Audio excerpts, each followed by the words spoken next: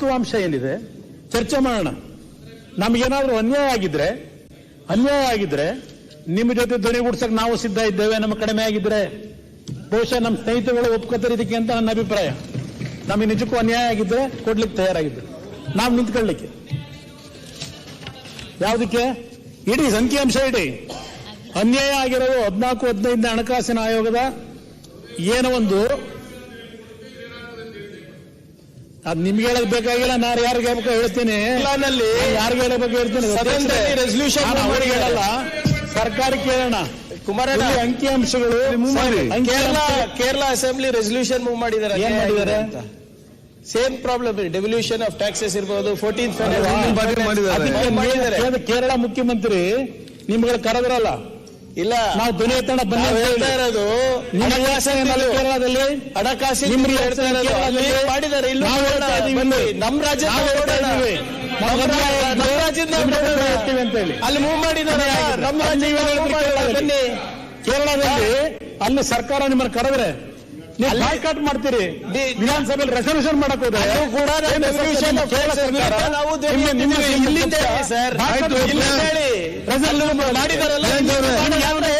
ಚರ್ಚೆ ಮಾಡಿದ್ರೆ ಇದು ಆಗ್ತಾ ಇದ್ರೆ ನಮ್ ಜೊತೆ ಮಾಡೋಣ.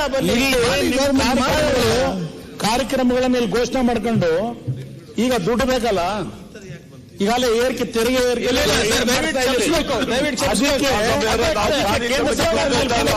ಬರಗಾಲಕ್ಕೆ ದುಡ್ಡು ಕೇಳ್ತಾ ಇದ್ದೀವಿ.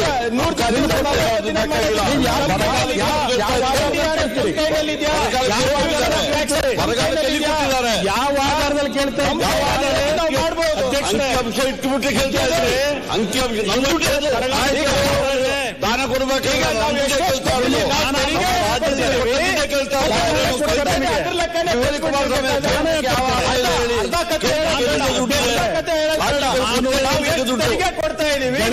ವಾಪಸ್ ಬರ್ತಾ ಇದೆ. ಕಾಂಗ್ರೆಸ್ ಸದಸ್ಯರು ಮಾತನಾಡಬೇಕಾದ್ರೆ ಅವ್ರು ಏನು ಹೊಗಳಿ ತುದಿಗೆ ಏರಿಸಿ ಭಾಷಣ ಮಾಡಿದ್ರು ನಾವು ಕೇಳ್ಕೊಂಡು ಕೂತಿದ್ವಿ. ನಾವು ಹೇಳೋದು ಸ್ವಲ್ಪ ಕೇಳಿ, ನಿಮ್ಗೆ ನೋವಾಗ್ಬೋದು. ನೀವೆಲ್ಲ ಹರಿಶ್ಚಂದ್ರ ಮಕ್ಕಳಪ್ಪ ಕೂತ್ಕೊಳಪ್ಪ, ಸುಳ್ಳು ಹೇಳೋದು ಗೊತ್ತಿದೆ ನಮ್ಗೆ. ಅಧ್ಯಕ್ಷ, ಇವತ್ತು ರಾಜ್ಯ ಸರ್ಕಾರಕ್ಕೆ, ಇದು ರಾಜ್ಯ ಸರ್ಕಾರ, ರಾಜ್ಯದ 7 ಕೋಟಿ ಜನ ಆಯ್ಕೆ ಮಾಡಿರ್ತಕ್ಕಂಥ ಜನರ ಸರ್ಕಾರ ಇದು. ನಮಗೂ ಜವಾಬ್ದಾರಿ ಇದೆ, ತಯಾರಾಗಿದ್ದೇವೆ.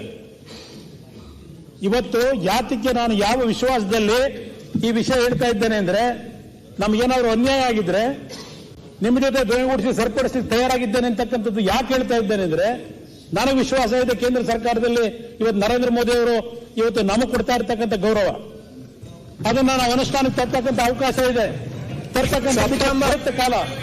ಮಾನ್ಯ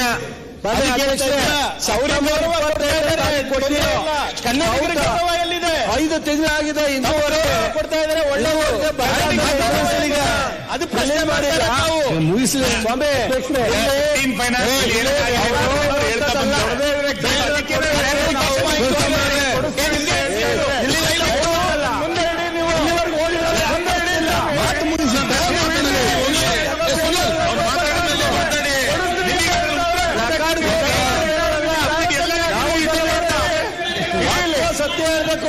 ಮಾತು ಮುಗಿಸಲಿ.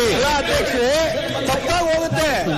ತಪ್ಪು ನೋಡಿ, NDRF ಅವರೇ ಹೇಳಿದ್ರು, NDRF ನಲ್ಲಿ ಅವರು ಮುಖ್ಯಮಂತ್ರಿ ಇದ್ದಾಗ 1 ತಿಂಗಳೊಳಗಡೆ ಕ್ಲಿಯರ್ ಮಾಡಿದ್ರು ಅಂತ. ಈಗ 5 ತಿಂಗಳಾಗಿದೆ. ಇದನ್ನ ಭಾರತದಲ್ಲೇ ಒಂದ್ ಕಡೆ, ಆದ್ರೆ ಬರಗಾಲದ NDRF ನಲ್ಲಿ ಕೊಡ್ತಕ್ಕಂಥದ್ದು ಇಡೀ ರಾಷ್ಟ್ರದಲ್ಲಿ ಒಕ್ಕೂಟದ ವ್ಯವಸ್ಥೆಯಲ್ಲಿ ಇಲ್ಲಿವರೆಗೆ ಯಾವ ಕಾಲನೂ ಕೇಂದ್ರ ಸರ್ಕಾರ ಇಷ್ಟು ತಾರತಮ್ಯ ಮಾಡಿಲ್ಲ. ಉತ್ತರ ಕೊಡುವಾಗ ಈಗ ಅವ್ರ ಮಾತನ್ನು ಮುಗಿಸ್ಲಿ ಮಧ್ಯದಲ್ಲಿ. ಅರ್ಧ ಮುಕ್ಕಾಲು ಗಂಟೆ ಬಚ್ಚೇಗೌಡರು ಮಾತಾಡ್ಬೇಕಾದ್ರೆ ತಾಳ್ಮೆಯಿಂದ ಕೇಳಿದೀವಿ. ಈಗ ಬಿಡಿ, ಆಯ್ತು, ಓಕೆ ಸುಳ್ಳು ಮಾತಾಡ್ದಲ್ಲ. ನೆಕ್ಸ್ಟ್ ಈಗ ಅಧ್ಯಕ್ಷರೇ,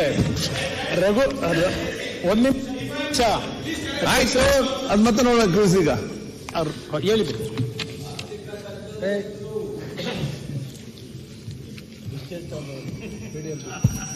ಇನ್ನಷ್ಟು ತಜ್ಞ ಎಲ್ಲಾ ರಂಗದಲ್ಲಿ ಸರ್ವ ಕಲಾ ವಲ್ಲಭ ಚೆಲುವರಾಯ ಸಾಧ್ಯನೇ ಇಲ್ಲ. ಇಟ್ಕೊಂಡಿದ್ದಾರೆ. ಆರ್ಟ್ಫುಲ್ಲಿ ಹೇಳಿದೆ, ನೀವು ಸುಮ್ನೆ ಕೂತಿದ್ರಲ್ಲ ಇಲ್ಲಿ ಗಂಟ ಯಾಕೆ ಅಂತ ನನಗೆ ಪ್ರಶ್ನೆ ಆಗ್ತಾ ಇತ್ತು. ಅಲ್ಲ ಇರ್ಲಿ, ಅಲ್ಲ ಸಮಜಾಯಿಸಿ ನಾನು ಏನು ಕೇಳಿಲ್ಲ ನಿಮ್ಗೆ. ಖಂಡಿತ ನಾವು ಸಂತೋಷವಾಗಿ ನಿಮಿಷ ಕೇಳಿ. ಆರ್ಥಿಕ ವಿಚಾರದಲ್ಲಿ ಬುದ್ಧಿವಂತರಿದ್ದೀರಾ, ಆದ್ರೆ ಅದ್ರ ಬಗ್ಗೆ ಖಂಡಿತ ಅದರಲ್ಲಿ ಮಾತೇ ಇಲ್ಲ. ಅಲ್ಲ, ಒಂದು ನಿಮಿಷ ನಾಯ್ಕ್ರೆ, ಸಕಲ ಕಲಾ ವಲ್ಲಭ ಅಂದ್ರೆ ಏನು ಸರ್ ಅರ್ಥ ಗೊತ್ತಿಲ್ಲ ನಮ್ಗೆ, ಹೇಳಿ ಸರ್. ಅವ್ರ ಪ್ರೀತಿಯಿಂದ ಹೇಳಿದ್ದಾರೆ, ಅದಕ್ಕೆ ಏನು? ನಿಮ್ಮಂಗ್ ಬೇರೆ ಉದ್ದೇಶ ಇಲ್ಲಪ್ಪ ಅವ್ರಿಗೆ. ಜಿ ಟಿ ದೇವರು ತರ ಬೇರೆ ಉದ್ದೇಶ ಇಲ್ಲ ಅಂತ ಹೇಳಿ ಸರ್. ಈಗ ನಾವು ನೀವೆಲ್ಲ ಒಟ್ಟಿಗೆ ರಾಜಕಾರಣದಲ್ಲಿ ಬೆಳೆದವರು, ನಿಮ್ದು ನಮಗೆ ಗೊತ್ತಿದೆ, ನಿಮಗೆ ಗೊತ್ತಿದೆ. ಅದನ್ನ ಸಾರ್ವಜನಿಕವಾಗಿ ನೀವು ಬಿಚ್ಚೋದು ನಾವು ಬಿಚ್ಚೋದು ಎಷ್ಟು ಬುದ್ಧಿವಂತಿಕೆ ಅಂತ ನೀವು ಯೋಚನೆ ಮಾಡಿ. ನಾನು ಯಾವುದು ತಜ್ಞ ಅಂತ ನಾನೇನು ಬೋರ್ಡ್ ಹಾಕೊಂಡಿಲ್ಲ, ಎಲ್ಲಿ ನಾ ಹೇಳ್ಕೊಂಡಿಲ್ಲ. ಅಲ್ಲ, ನೀವು ಆರ್ಥಿಕ ತಜ್ಞ ಅಂತ ಹೇಳಿದ್ರಲ್ಲ, ಆರ್ಥಿಕ ಒಂದ್ ನಿಮಿಷ ಒಪ್ತೀವಿ. ಒಂದ್ ನಿಮಿಷ ಕೇಳಪ್ಪ.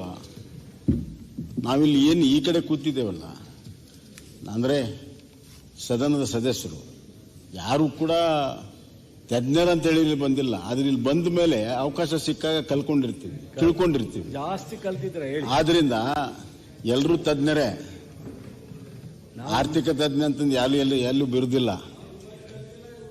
ಆಗೀಗ ನಿನಗಿರುವಂತ ಕಲೆಗಳು ನಮ್ಮ ಕಡೆ ಇಲ್ಲಲ್ಲಪ್ಪ, ನಾವೇನ್ ಮಾಡ್ಲಿ?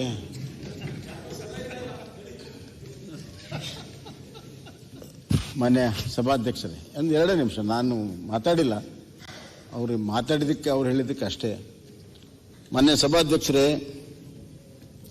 ಈ ಹಣಕಾಸಿನ ಆಯೋಗ ಇಟ್ ಈಸ್ ಬೇಸಿಕ್ಲಿ